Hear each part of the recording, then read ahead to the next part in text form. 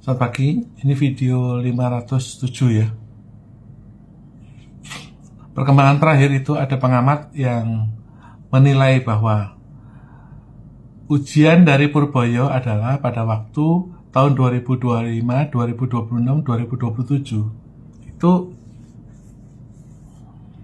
beban cicilan utang kita itu 50% APBN. Apakah itu bisa selamat Indonesia? Apakah nanti akan default, gagal bayar? Itu ujiannya. Jadi ya, orang bisa mengatakan bahwa Indonesia itu pasti selamat karena pada waktu Krismon tahun 97 Indonesia juga selamat. Yang tidak dipahami oleh Purbaya adalah caranya orang Chinese menyelamatkan ekonomi Indonesia. Ya. Satu, kenapa kita evaluasi ya? Pasar-pasar itu duluan sepi, baru kemudian kafe-kafe atau perdagangan mobil menyusul. Karena ekonomi pasar di bawah itu bersifat tunai. Ya. Anda belanja pagi tunai, sore bawa uang. Dan ketika daya beli menurun, itu yang terdampak. Sedangkan ekonomi Chinese itu terdiri dari dua. Ya. Satu, kredit bank. Untuk yang konglomerat papan atas, dia kredit bank. Yang kalangan menengah, itu dari TOP, Terms of Payment. Oleh karena itu, kenapa Chinese suka membeli ruko? Karena dari tagihan tunggaan grosiran yang mereka itu belum bayar, itu diinvestasikan, dititip dalam bentuk emas atau ruko. Sehingga walaupun ekonomi sepi, tapi mereka belanja ruko. Karena apa? Mereka untuk ngutang lagi kepada grosir atau kepada prinsipal, mereka butuhkan jaminan. Contohnya, ada orang anaknya yang buka dealer Honda. Dia harus punya 3 ruko untuk jaminan, kalau enggak nanti enggak dapat utangan stok sepeda motor. Intinya begitu. Nah, kalau sampai sekarang itu penjualan mobil mewah ya, penjualan ruko itu hancur, itu artinya neraka lantai 2 Chinese itu sudah terdampak. Udah istilah kata itu ada, kalau dari gedung itu, dari lantai 7 udah turun ke ground, Anda sudah mencapai menggali neraka lantai 2, minus 2 atau basement 2. Itu sudah terdampak. Ekonomi orang Chinese untuk agunan saja, ya, untuk pembeli ruko, untuk jaminan dia mendapatkan stok sepeda motor, dia udah nggak sanggup. Kenapa bisa begitu? Karena ekonomi orang Chinese itu ditopang oleh neraka lantai 7. Neraka lantai 7. Yaitu apa? Sejak 5.000 tahun yang lalu, ekonomi orang Chinese ditopang oleh judi. Pada waktu judi online itu diberantas oleh Jokowi dan Prabowo, maka neraka lantai 7 itu udah kosong.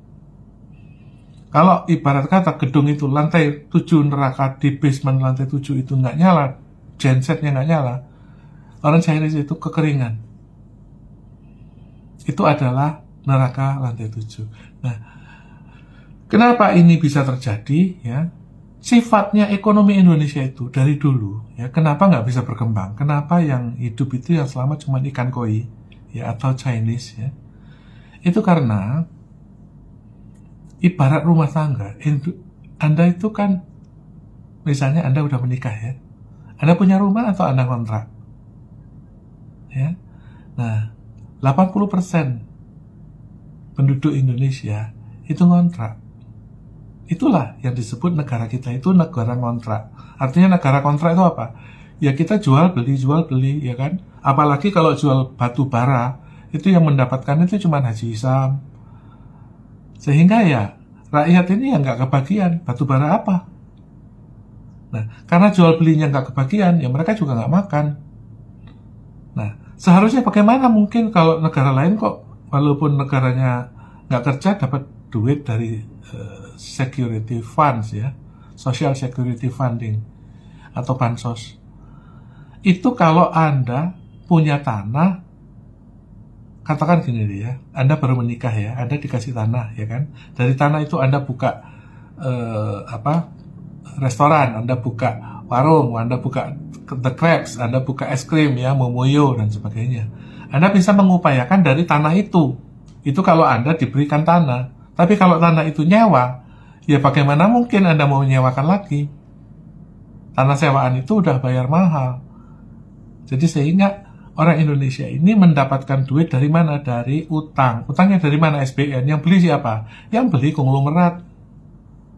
Konglomerat itu kalau nabung di Bank BRI itu bunganya 2%. Kalau beli SBN 7%. Konglomerat beli BSBN 7%. Tapi nggak kerja. Kenapa? Karena negara ini nyewa ngontrak. Sehingga mereka yang biaya itu ya konglomerat itu yang beli SBN 7%. Semakin banyak SBN ya konglomerat makin kaya. Bayangin aja, Anda nabung bunganya 1,5%, konglomerat bunganya 7%. Konglomerat dengan senang hati beli SBN, dengan bangga mereka beli SBN. Padahal kenyataannya adalah ngapain kamu itu, ibarat kata ya Pak Haji ya, yang penguasa Bekasi dulu ya, satu Bekasi itu miliknya satu orang kok. Dia punya sapi 2000. Zaman dulu makmur. Kenapa kok sekarang semua everybody ngontrak dan Indonesia dibiayai oleh utang-utang kepada para konglomerat itu? Nah, ini adalah tantangan kepada Purboyo, supaya jangan ngomong aja. Kalau kamu sakti, kamu lunasi utang negara. Entah kamu mau jual batu bara, mau jual nikel, mau jual gunung Semeru. Kira-kira demikian. Oleh karena itu, kalau selama Purboyo dan Prabowo ini bersifat mentalnya itu miring ya, artinya tidak bisa terbuka terhadap kenyataan bahwa dia tidak punya power seperti Soeharto, dia akan deny terus aja nyari-nyari colongan. Dan konglomerat makin senang dibelikan SBN 7%. Kalau bisa seluruh utang negara 30 tahun ini dijual aja sekarang. Dibelikan orang mau bayar 7% dalam bentuk dolar.